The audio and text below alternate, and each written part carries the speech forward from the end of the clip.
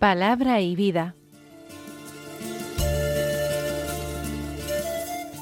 Con el padre Manuel Horta desde Sevilla.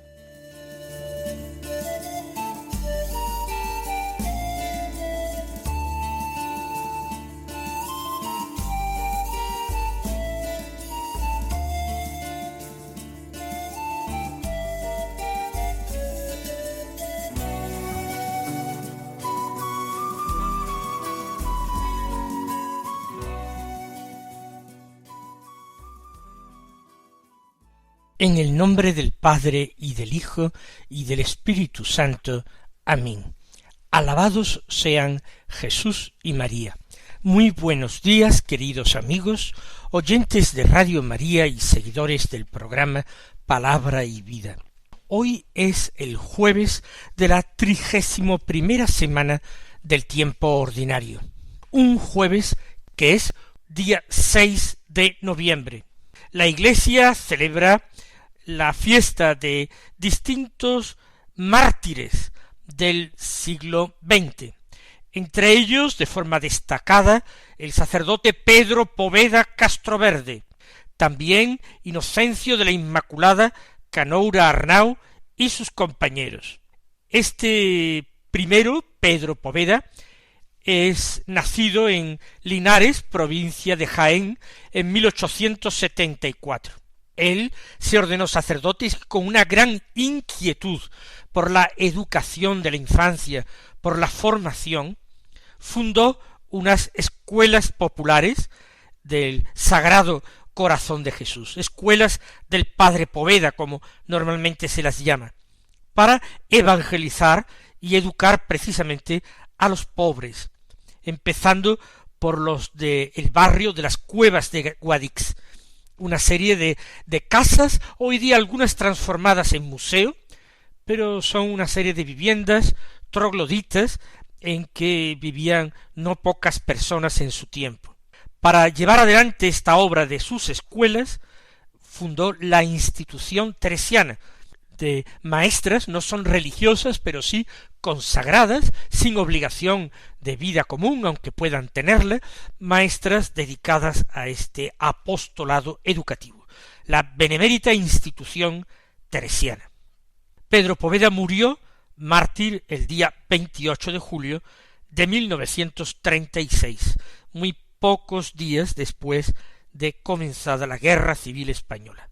El otro santo, San Inocencio de la Inmaculada Canoura, y sus compañeros, él, Inocencio de la Inmaculada Canoura, nació en 1887, en la provincia de Lugo, en Mondoñedo, y era pasionista, sacerdote pasionista, dedicado también a la docencia dentro de su congregación religiosa. Y en la Revolución de Asturias de 1934 murió mártir el día 9 de octubre. Todos estos forman parte de una gran canonización que llevó a cabo San Juan Pablo II de mártires del siglo XX. Muchos de estos procesos estaban detenidos por razones de prudencia pastoral. A partir de estas canonizaciones ya se abrió camino a que siguieran otras muchas. El Evangelio, cuya lectura continuada realizamos en la misa, es el de San Lucas, el tercer Evangelio. El Evangelio llamado de la misericordia, porque, entre otras cosas, en su capítulo 15 encierra tres famosísimas, importantísimas parábolas que se ha dado en llamar parábolas de la misericordia. Digo esto porque precisamente hoy comenzamos la lectura del capítulo 15 de San Lucas, del que tomamos los versículos 1 al 10, que dicen así: En aquel tiempo solían acercarse a Jesús todos los publicanos y los pecadores a escucharlo, y los fariseos y los escribas murmuraban diciendo: Ese acoge a los pecadores y come con ellos. Jesús les dijo esta parábola: ¿Quién de vosotros, que tiene 100 ovejas y pierde una de ellas, no deja las 99 en el desierto y va tras la descarriada hasta que la encuentra. Y cuando la encuentra, se la carga sobre los hombros muy contento, y al llegar a casa reúne a los amigos y a los vecinos y les dice: alegraos conmigo, he encontrado la oveja que se me había perdido. Os digo que así también habrá más alegría en el cielo por un solo pecador que se convierta que por 99 justos que no necesitan convertirse. ¿O qué mujer que tiene 10 monedas, si se le pierde una, no enciende una lámpara y barre la casa y busca con cuidado hasta que la encuentra? Y cuando la encuentra, reúne a las amigas y a las vecinas y les dice: alegraos conmigo, he encontrado la moneda que se me había perdido. Os digo que la misma alegría tendrán los ángeles de Dios por un solo pecador que se convierta. Hemos escuchado, pues, las 2 primeras parábolas de la misericordia de este capítulo. Parábolas archiconocidas, que escuchamos en la liturgia no solamente una vez cada año, sino normalmente en más de una ocasión. Comienza el texto de San Lucas, es esta la presentación, el marco de presentación de las parábolas, con la afirmación de que solían acercarse a Jesús los publicanos y los pecadores a escucharlo. Nosotros esto lo oímos y no nos llama la atención, es solamente el prólogo de la parábola y no reflexionamos sobre él. Y sin embargo es llamativo, sorprendente y conmovedor, a mi juicio. Que rodeen a Jesús estas personas no podría ser considerado algo normal.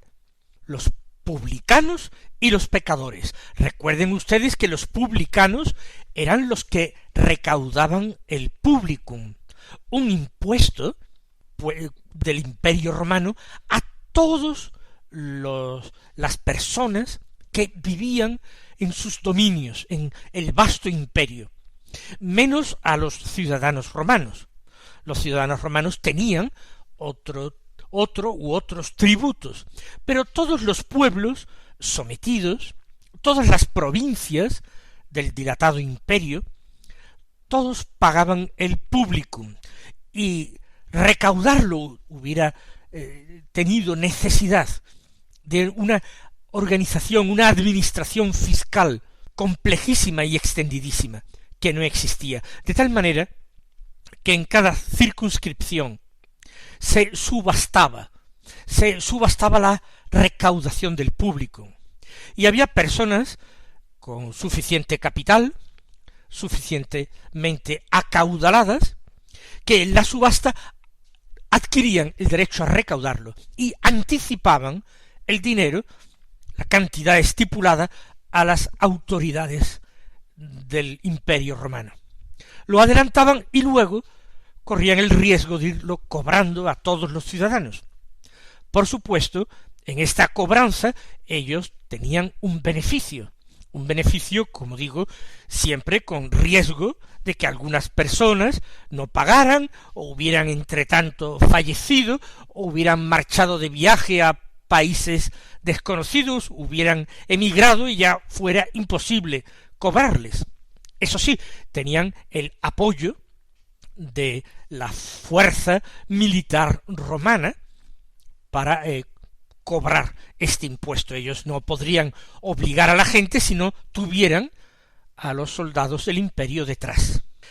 Personajes odiados, pero lo que es peor, por colaborar con los gentiles, con los paganos, cuyo roce ya hacía uno impuro, y además prestarse a conseguir ganancias de su pueblo, de un pueblo que pagaba tributo a una potencia extranjera, invasora y para colmo pagana, eran excluidos de la sinagoga, de la comunión en la oración de Israel.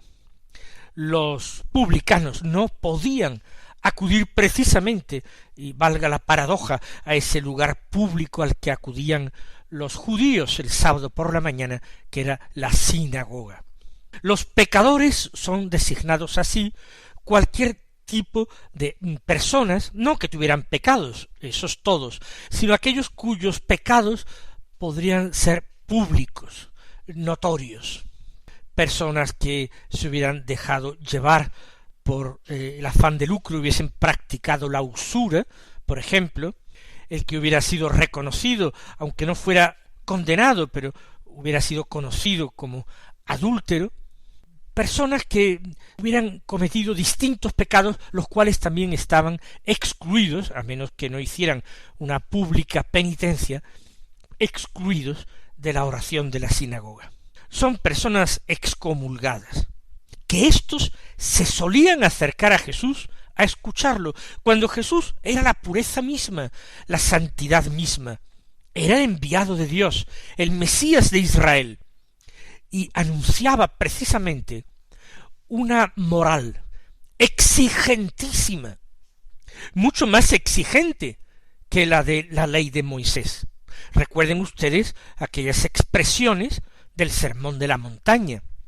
Decía Jesús: habéis oído que se dijo a los antiguos, no cometerás adulterio. Pues yo os digo, aquel que mira a una mujer deseándola en su corazón, ya ha cometido adulterio con ella.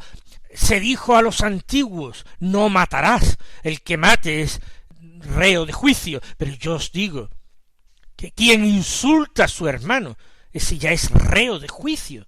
Fíjense que es una moral mucho más exigente, porque no se basa simplemente en la mera materialidad de las acciones, sino que juzga el interior del hombre, juzga sus intenciones.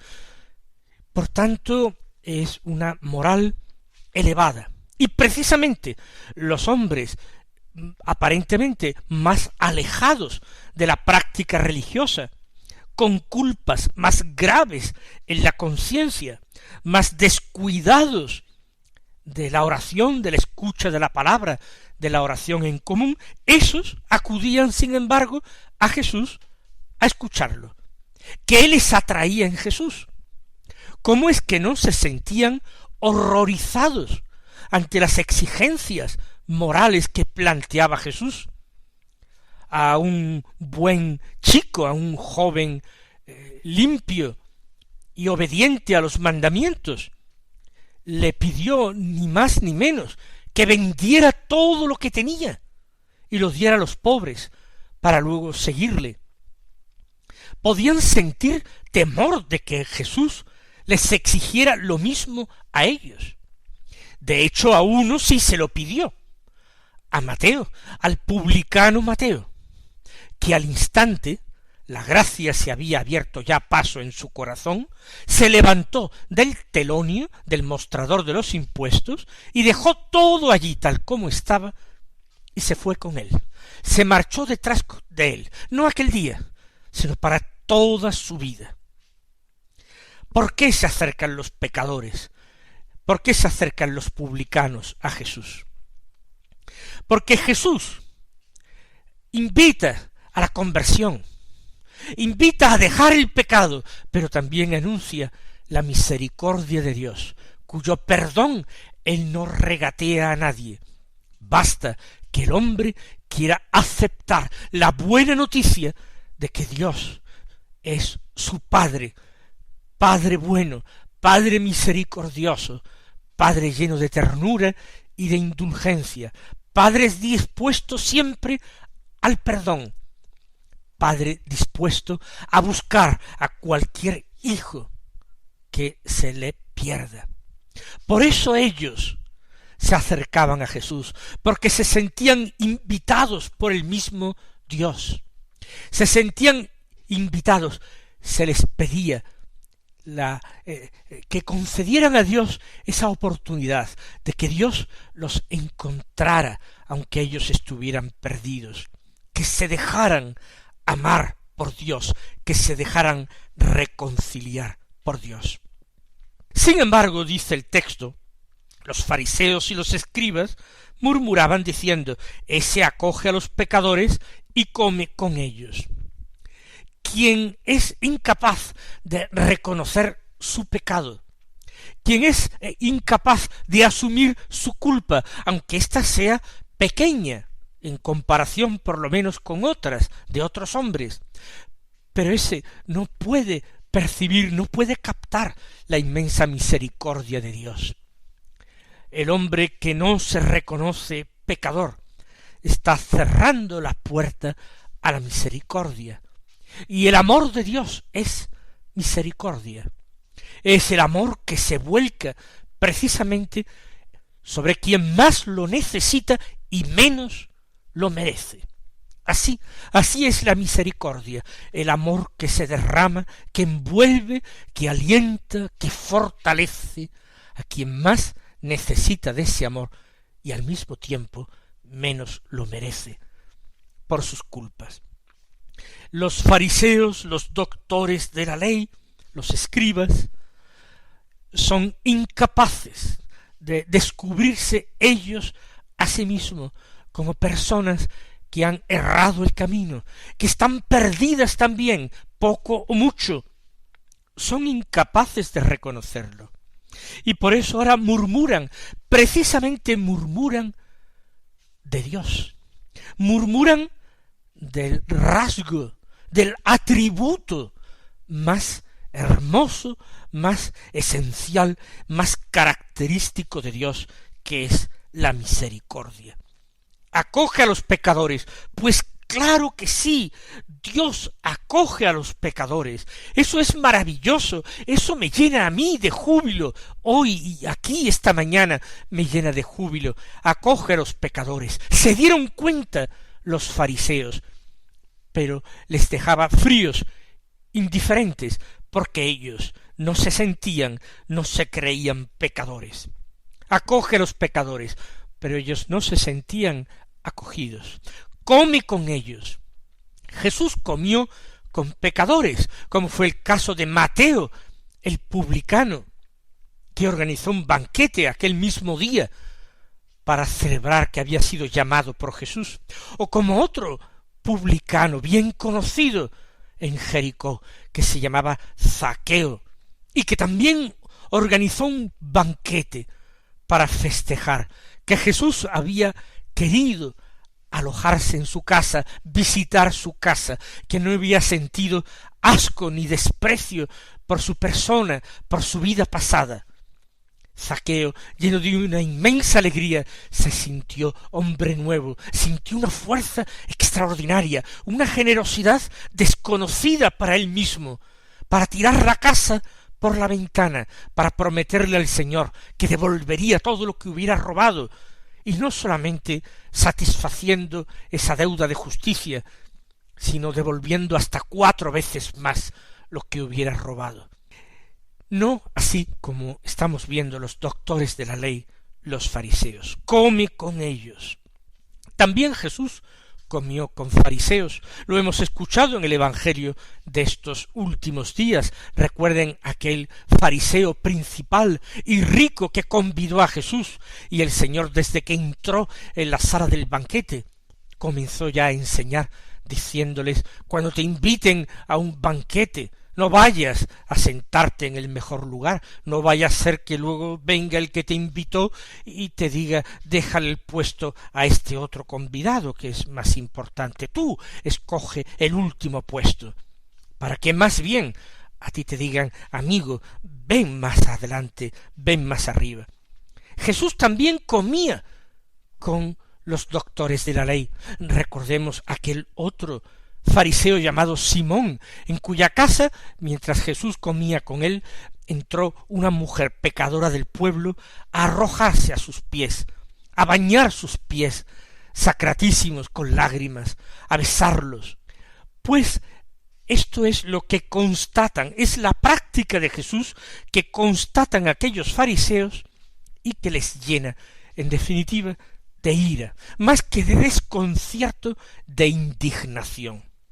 Y con este motivo Jesús cuenta estas parábolas, la parábola de la oveja y la parábola de la dracma. Si se dan cuenta ustedes, el Señor está reflejando en ambas parábolas esos dos tipos de personas que ya han quedado reflejados al comienzo en esta introducción a las parábolas. En primer lugar, tenemos la parábola de una oveja perdida, de una oveja que se ha marchado, se ha descarriado, y el dueño, el propietario, deja las otras 99 en el desierto y se va tras la descarriada hasta que la encuentra. Se ha perdido lejos, están en el desierto y se ha perdido lejos. Las otras 99 tienen que ser temporalmente abandonadas para buscar a la otra. Por supuesto, esta parábola de la oveja perdida se está refiriendo Jesús a los publicanos y los pecadores. Ellos están perdidos y se han marchado por sus culpas, por sus pecados, se han marchado lejos, se han descarriado. Sin embargo, el amor de Dios, ese amor buscador de Dios, ese amor misericordioso de Dios, no ha considerado una tarea inútil el salir a buscarlos. Jesús es el Mesías de Dios, es el amor buscador del Padre que busca al peor de los pecadores para reconciliarlo consigo. Jesús no simplemente busca con palabras, Jesús derrama su sangre en la cruz para asegurar al peor pecador del mundo que la misericordia ya la tiene, que el perdón ya lo tiene de parte de Dios y que sólo tiene que acogerlo con gozo. En cambio, en la segunda de las parábolas de la misericordia, en la parábola de la dracma no se ha perdido en el desierto, no se ha perdido lejos.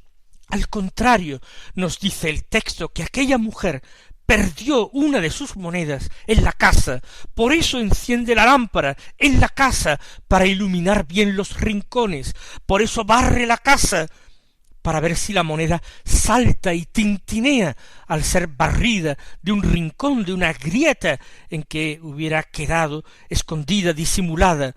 Busca con cuidado en su casa hasta que la encuentra. La dracma se ha perdido cerca, muy cerca, se ha perdido en la misma casa de su dueña.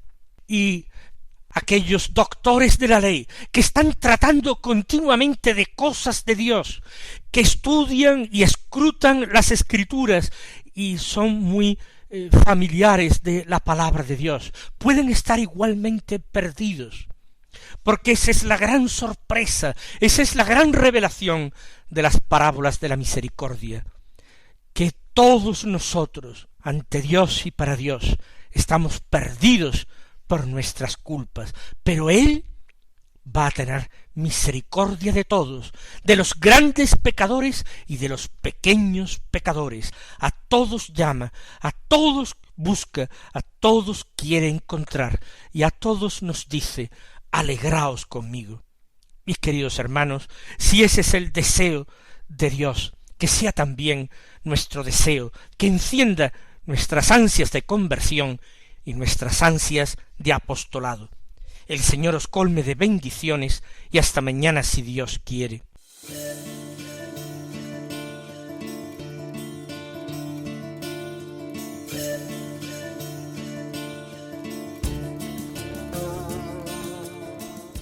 Han escuchado en Radio María Palabra y Vida, un programa que dirige el Padre Manuel Horta.